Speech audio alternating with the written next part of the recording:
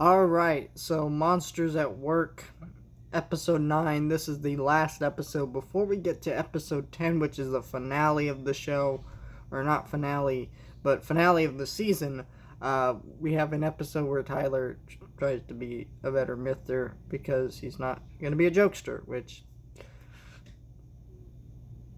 I don't really like this episode. I think it's one of the worst of the series. First of all, the plot is ridiculous. The plot is that basically our Mifters are worshipping this dead Mifter character.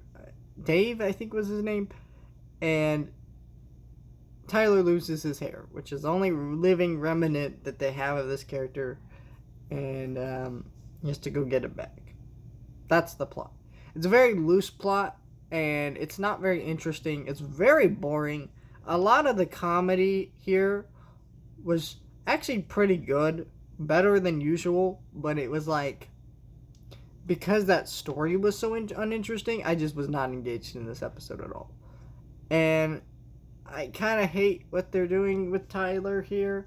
It's obvious that he's probably going to become a jokester at some point, but it's like, I don't want him to be stuck into being a mifter, because these characters don't really care about what Tyler wants and want to help him do that, and his aspirations most of the time. They want him to be a mifter with them, and so it's kind of irritating that he's kind of settling into this routine. It's like he should be more proactive and wanting to be a jokester, but that's the thing I don't like about Tyler as a character, is that a lot of the time he's not proactive in the stories. He's usually involved in someone else's conflict, even though he's like the main character of the series. It's a little annoying, but it's still a decent episode. It's just not one of the better episodes of this series.